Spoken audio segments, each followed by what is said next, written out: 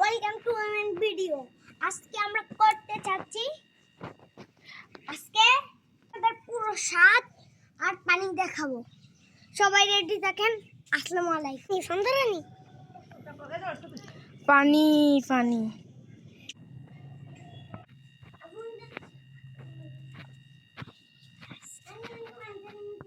আজকে আপনাদেরকে দেখাবো আমাদের কিছু ফুল গাছ। ওই যে আমাদের বাসার পাশে পুকুর থেকে বাড়িওয়ালা থাকে পুটলু, আমার মাও এসেছে ছড়ি পুরো গাছকে বিয়ে করতে গেন দেন ওই মিতে কি চল এখন ফুলগুলি আমি রাম না কেন দেখেন।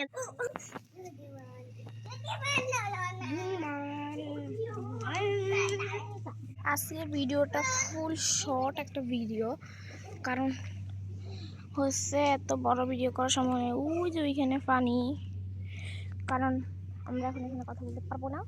আমার ভাই এসেছে এখানে, বুঝতে পারছো? ওই আজকে প্রথম এখানে দেখছি একটা রাস্তা, ওই যে আমাদের রান্না করার জন্য এখানে একটা বারান্দা আছে, ওই যে পানি টলটল করছে। আর ওই যে পানি টলটল করছে। আর গাইজ 3 দিনে বৃষ্টি হয় না বলে লক্ষ্মীপুর হচ্ছে আমার দাদার বাড়ি, আর নোয়াখালীতে আমার নানা বাড়ি। আমি নোয়াখালীতে থাকি, তো লক্ষ্মীপুর থাকি না, এখানে প্রবলেম। তো ওইখানে সব পানি চলে যাচ্ছে নোয়াখালীর, তাই আমাদের এখানে 3 দিনে পানি কমে গেছে। আঙ্গো এনে টোটাল অনেক পানি ছিল, কিন্তু সব শেষ।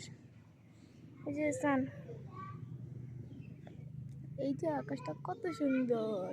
তোমাদের একটা আকাশ ভিউ দিই।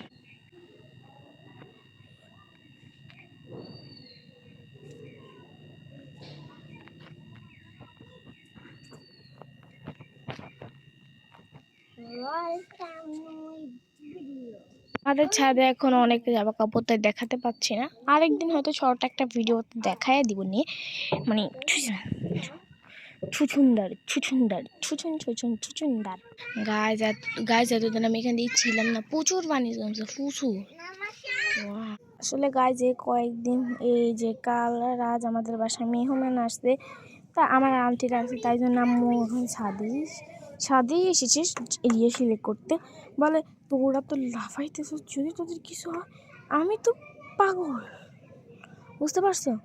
হ্যাঁ, আমি জানি তোমরা আমার কথা বুঝতে চাও, আমার মা শুনবে, আমার লজ্জা, আমার ভালো লাগে না আমার কথা কেউ শুনবে, যে বুঝতে পারছো? এই আম গাছটাতে যখন আম মানে ধরছিল, তখন আমরা ছিলাম না, আমরা আমাদের নানু বাড়ি এই বাড়ি সেই বাড়ি, ওইখানে ঘুরতে। আর আমার এত বেশি 3 তলা, আর নানুমুড়িরা আমরা দোতলায় থাকতাম এই বাসাটাতে। তো তাই হচ্ছে যে এখানকার সবই সিন। আর 1 বছর গ্যাপ পড়ছিল, কারণ আমার নানু বাসায় গেছিলাম গা ক্যাকটাস দেখো, তো তাই জন্যে। আর 3 তলা আমার তখন ছোটো একটা ভাই ছিল, এখন বড় হয়েছে একটু, তাই ওর জামা কাপড় শুকাতে সমস্যা হবে দেখে আম্মু চলে গেছিলো। আর আমরা 3 তলা করার পরে ফার্স্টে বড় রুমটা নিচ্ছি, বুঝতে পারছেন? তাই এই আম গাছটার আগে হয় আমরা উপরে এতটুকু ধরতে পারতাম না। এখন আমার কালার আসছে, তোমাদের সবাইকে এখন আমি একটা গুড ফ্যাস দিতে চলেছি।